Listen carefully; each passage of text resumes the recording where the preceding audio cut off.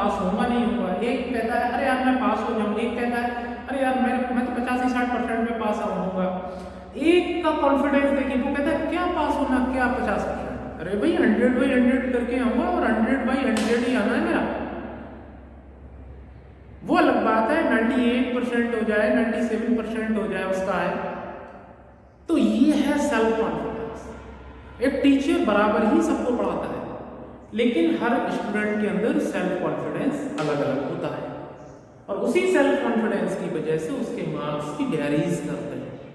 बिल्कुल वैसे ही आज इंडिया में पहली बार किसानों के अंदर सेल्फ कॉन्फिडेंस आया था।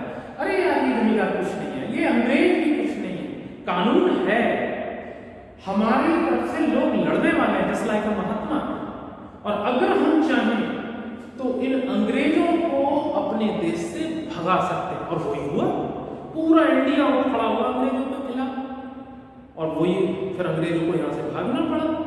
तो फर्स्ट टाइम इंडिया में किसानों के अंदर सेल्फ कॉन्फिडेंस आया कि हम भी कुछ हैं, और यही गांधी ने कहा यही आजादी का मेन कारण बना। यहां पर आपका जो चंपारण मूवमेंट है वो खत्म हो जाता है, लेकिन 2 से 3 क्वेश्चन और बनते हैं जो बचा हुआ चैप्टर है उसमें से। क्लियर हो, 3 क्वेश्चन बनते हैं, बताता हूं आगे का क्या है। अब गांधी उस तरीके का इंसान नहीं था कि जैसे चंपारण आंदोलन खत्म हो गया तो वहां से तुरंत चला जाए, नहीं। जैसे आज के लीडर्स होते हैं, उन्होंने रिबन काटा और पेड़ लगाया, चले गए। लेकिन ये होना चाहिए कि भैया ये रिस्पॉन्सिबिलिटी है, अगली साल आके मैं देखूंगा इस पेड़ को कि कितना बड़ा हुआ, किस पानी दिया नहीं दिया, सूख तो नहीं गया। तो ऐसा गांधी नहीं था। गांधी बिल्कुल ऐसा था कि ऐसा अगर आज का लीडर उनका बिल्कुल जो भी मैंने एग्जाम्पल दिया कि मैं अगली साल को देखूंगा इस पेड़ की पोजीशन क्या है। आज के टाइम में क्या है, फीता काटा, पेड़ लगाया, फोटो खिंचवाया, चले गए। अगली साल को उसी जगह पर फिर पेड़ लग रहा है, उन्होंने एक बार भी नहीं पूछा ये पिछली साल वाला पेड़ कहाँ चला गया। तो गांधी ने देखा कि वहाँ गरीबी बहुत थी, चंपारण में, बिहार में, वहाँ अशिक्षा बहुत थी, इलिटरेसी बहुत थी, लोग बीमार बहुत थे, लोग गंदे बहुत रहते थे। तो उन्होंने वर्ल्ड वाइड अपील की, मोस्टली इंडियंस, कि जो लोग पढ़ाना चाहते हैं वो चंपारण आए, जो डॉक्टर्स अपनी प्रैक्टिस करना चाहते हैं वो आए, वो सफाई कर्मचारी जो सफाई अपने मन से करना चाहते हैं वो आए, जो वॉलंटियर्स किसी भी तरीके की सेवा देना चाहते हैं वो यहाँ पर आए, जिससे इन लोगों की लेवल में सुधार हो सके। हजारों लोग पूरी इंडिया से चंपारण आना शुरू हो गए, टीचर्स आए, डॉक्टर्स आए, सेल्फ सर्विस देने वाले आए, सफाई कर्मचारी आए, और वहाँ पर स्कूल खोले गए।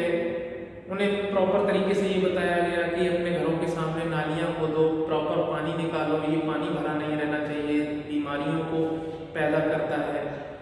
बीमारियाँ ज़्यादा थी तो गरीबी भी थी तो वहाँ पर ज़्यादा दवाई नहीं थी। तो पहला क्वेश्चन ये है यहाँ पर कि वहाँ पर कौन कौन सी दवाइयाँ थी जिससे उन लोगों को दी जाती थी उनकी सेहत में सुधार लाने के लिए।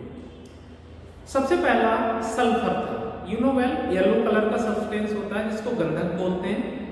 दूसरा था कुनीन, कुनीन गोली जो मलेरिया में काम आती है। तीसरा था कैस्टर ऑयल, कैस्टर ऑयल होता है अरंडी का तेल। अगर किसी को बुखार होता था तो कुनीन दी जाती थी, किसी को खुजली होती थी तो वो कैस्टर ऑयल में सल्फर मिलाकर उसके बॉडी पर लगा दिया जाता था, खुजली खत्म। अगर किसी को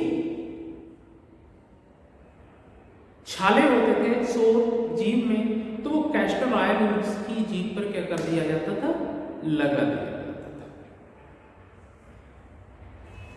गांधी जी के लिए कस्तूरबाई भी आई, उनकी वाइफ आई, उन्होंने लेडीज को बताया कि कपड़े सही से पहना करो आप और धुल के साफ करके पहना करो।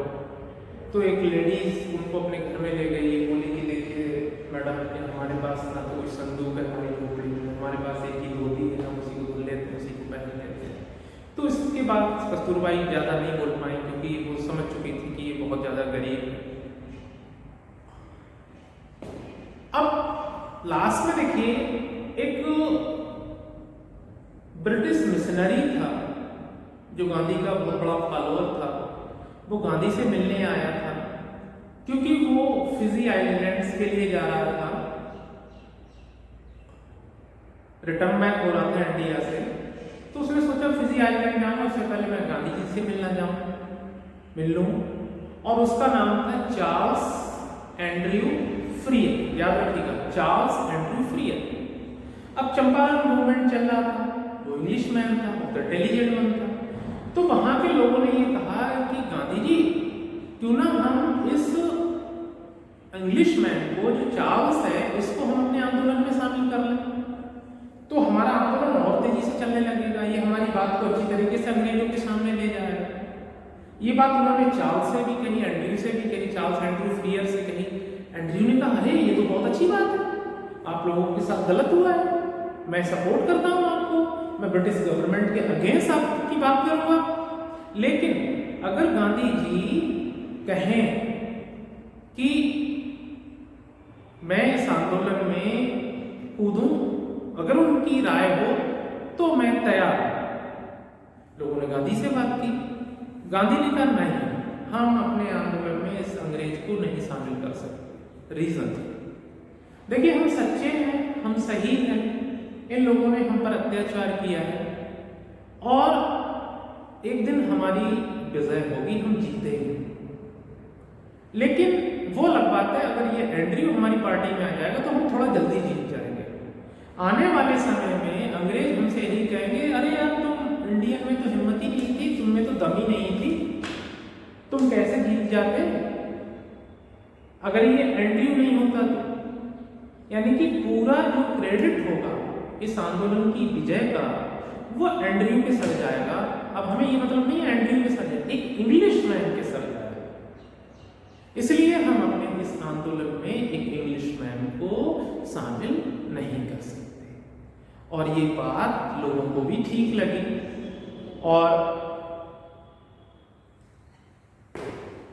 राजेंद्र प्रसाद ने इस चैप्टर के आखिर में ये भी कहा है कि गांधी वो इंसान थे जो लोगों को सेल्फ रिलायंस का लेसन पढ़ाते थे। सेल्फ रिलायंस का मतलब है आत्मविश्वास का।